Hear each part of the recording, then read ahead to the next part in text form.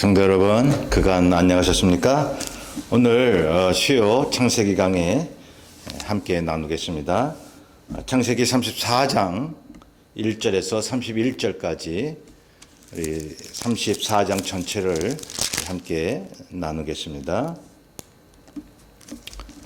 52면, 구약성경 52면 34장입니다. 자, 야곱과 형 에서가 화해를 했죠. 그리고 그 형 에서를 먼저 보낸 다음에 야곱 가족과 그 가축들이 이제 세겜에 남아있게 되는 것입니다. 거기서 제단을 쌓았죠. 그런데 이 세겜 땅에서 사건이 벌어지는 것입니다. 어떤 사건이 벌어집니까? 야곱의 아내 레아가 낳은 디나라고 하는 딸이 그 지역을 돌아다니다가 하몰의 아들 그 추장인 세겜에게 강간을 당하는 그런 비참한 사건이 벌어진 것입니다. 이 하몰과 그 아들 세겜은 그 지역에서, 세겜 지역에서 굉장히 영향력 있는 그런 우두머리로 우리가 이제 알게 됩니다. 자, 이게 세겜, 그건 이제 그 지역 이름이 세겜이 됐죠. 원래 사람 이름인데 이 세겜이라고 하는 그 추장이 디나를 이제 사랑하게 되는 거죠. 억지로 자기 아내를 삼으려고 하는 것입니다. 그래서 아버지 하몰에게 결혼시켜달라고 그러는 거죠. 이 디나와 결혼을 하고 싶다라고 했더니 6절에 보면 하몰이 이제 그 야곱을 찾아가게 되는 것입니다. 자, 거기 8절에 보면 하몰이 그들에게 이르되 내 아들 세겜이 마음으로 너희 딸을 연연하니 원하건대 그를 세겜에게 주어 아내로 삼게 하라 라고 나와 있습니다. 그 6절에 이제 야곱에게 하몰이 찾아왔어요. 그리고 8절에 그렇게 말한 것입니다. 자, 나중에 야곱의 아들들이 이를 듣고 굉장히 분노하고, 참으로 이제 원수 갚겠다고 하는 그러한 적개심이 이제 가득 차게 되는 것이죠. 자, 9절부터 보면 하몰의 제안은 이런 것이었습니다. 너희 야곱의 가정과 또 우리 하몰의 가정이 서로 결혼 관계를 이루자는 거죠. 너희 딸을 우리에게 주고 우리 딸을 너희에게 주고 그래서 이렇게 혼인 관계가 이루어지면 말이죠. 이 동맹 관계 아니겠어요? 그것보다 참 그 동맹을 맺는 관계가 어디 있습니까? 그래서 한 민족이 되자는 거예요. 그래서 그 야곱의 가족으로 하여금 그 세겜 땅에서 이제 거주하게 하고 거기서 매매 활동하게 하고 그리고 기업을 물려받는 그러한 생활을 이제 같이 하자 이제 하몰이 이렇게 요청을 합니다. 근데 이 하몰도 다 책략이 있었어요. 그 뒤에 보면 야곱의 그러한 재물을 보고서 자기들 것으로 삼으려고 하는 그런 꾀가 있었던 것입니다. 자, 13절부터 보면 그렇지만 야곱의 아들들은 이에 동의할 수가 없었죠. 왜냐하면 이거 뭐 자기 누이를 그렇게 겁탈을 하고 이렇게 억지로 동맹을 맺는 그런 것은 절대로 용납할 수 없었기 때문에 그런 것입니다. 그런데 어떻게 하죠? 동의하는 척해요. 동의하는 척하고 뭘 제안합니까? 거기 14절부터 보면 너희가 우리같이 할례를 받지 않으면 누이를 줄 수 없다는 거예요. 지금 디나는 그 세겜의 집에 감금되어 있는 것으로 추정을 할 수 있습니다. 자, 야곱의 아들들이 이 하몰과 세겜에게 속임수를 쓰는 거죠. 너희들이 우리와 같이 할례를 받아라 이거죠.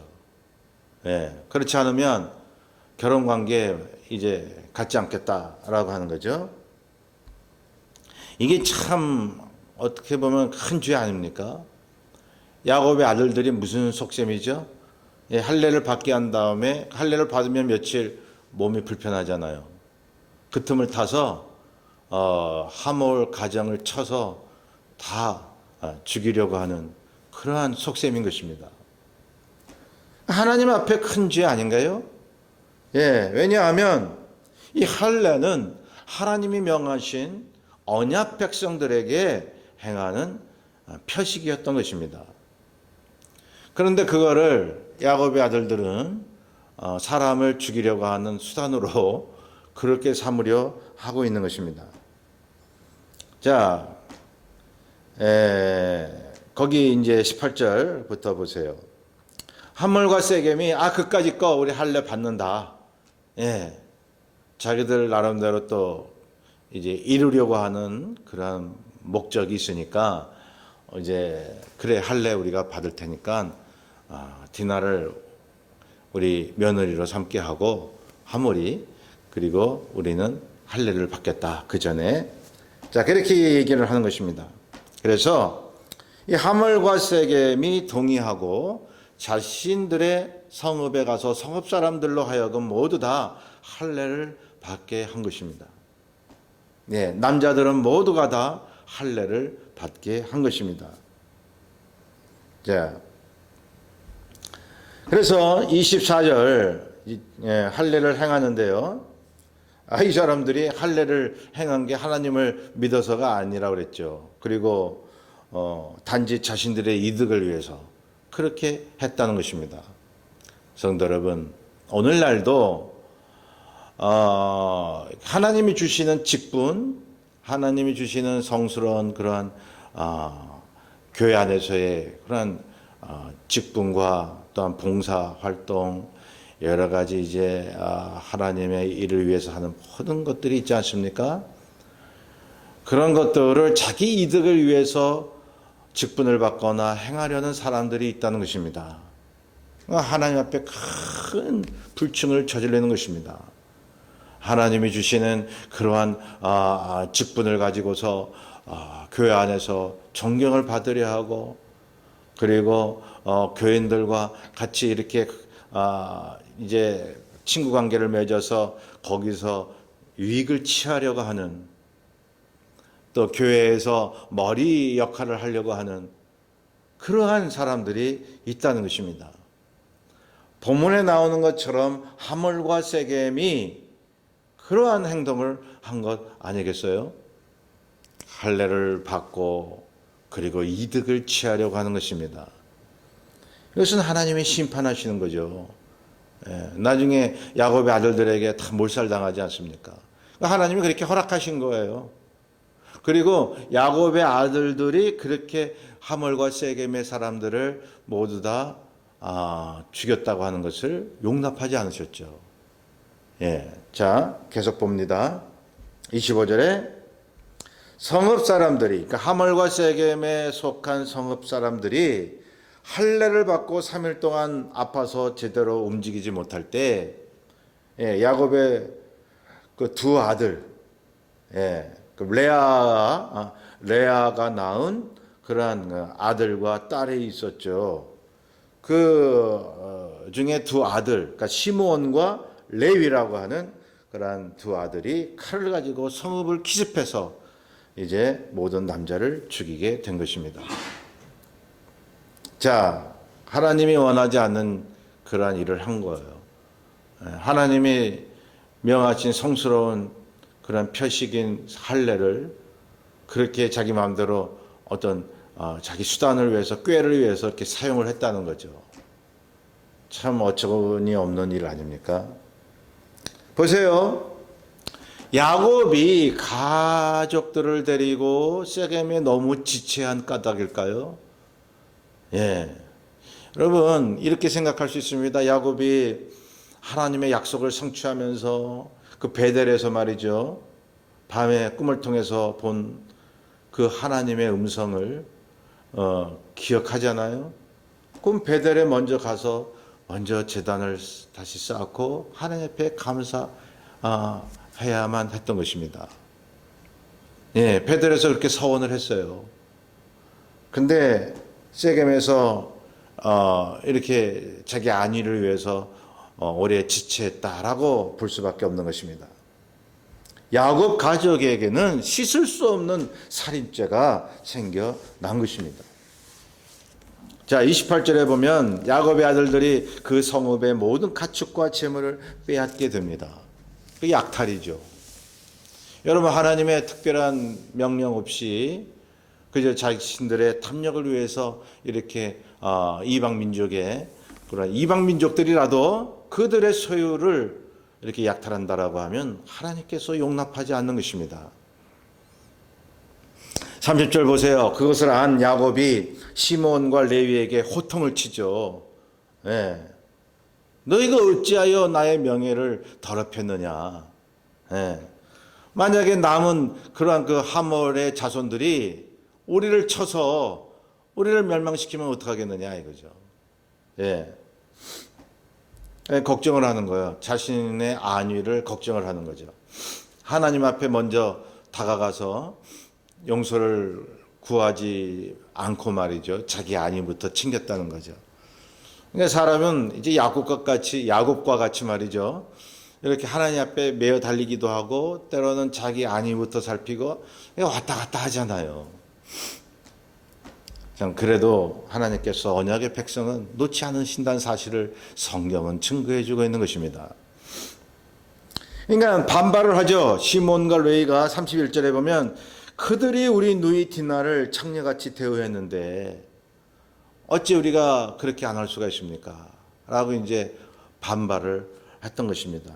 여기에 이제 사실 야곱은 할 말이 없었던 것 같습니다.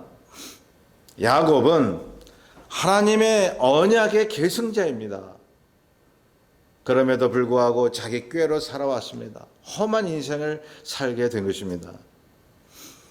그리고 자기 아들들에 대한 흔한 죄에 대해서 자기도 어찌할 바를 모르게 되는 거죠. 하나님의 예언으로 이 시몬과 레위에 대한 예언을 하게 됩니다. 창세기 49장 5절에서 7절에 보면 그게 나오는 거죠. 그게 뭐냐면 간략하게 그 예언을 제가 표현하자면 요약해서 말씀드리자면 시몬과 레위의 칼은 폭력의 도구로다. 그리고 저주를 받을 것이요 이스라엘 중에서 흩으리로다 라고 예언을 했던 것입니다. 예, 아무리 이방 민족이라도 하나님께서 용서치 않는다는 거죠. 예, 이방 민족을 해한 것을 용서치 않는다는 거죠. 그래서 시몬 민족이 어떻게 됐습니까? 시몬 족속이 12지파 중에서 숫자가 제일 적었죠. 그리고 기업 분배해서 제외가 됐는데 모세의 축복에서도 제외가 됐어요. 단지 그 유다 변경에 있는 서너 개의 소읍만 주어지는 거예요. 주어지긴 주어졌죠. 그런데 아주 작은 그런 성읍만 몇 개 분배받았어요. 이 시므온 족속이. 네. 레위 족속은 어떻습니까? 독자적 기업을 박탈당했죠. 네. 한 곳에 모이지 못한 채 전국으로 흩어져 살게 됩니다. 물론 특별한 임무와 뜻이 있습니다. 여호수아서 21장 1절에 보면 그 말이 나옵니다. 그 후에 레위 족속이 어떻게 됐죠? 제사 직분을 맡게 됨으로써 저주가 축복으로 바뀌는 하나님의 은혜가 있었던 것입니다. 그렇게 잘못을 해서 하나님께서 징계를 하셨어도 바뀌어져서 복으로 이제 삶을 살게 하시는 그런 하나님의 은혜가 있다는 것입니다. 언약의 백성이기 때문에 그런 것입니다. 야곱의 후손이기 때문에 그런 것입니다. 나는 아브라함의 하나님, 이삭의 하나님, 야곱의 하나님으로다. 그 후손들에게 하나님이 그렇게 나타나시잖아요. 언약 백성 또 언약의 조상 이러한 연결고리를 하나님께서 말씀하려고 하고 있는 것입니다. 성도 여러분, 그렇기 때문에 여러분, 예수 그리스도를 믿는, 그분의 언약을 믿는 그리스도 안에 사는 우리들 말이죠.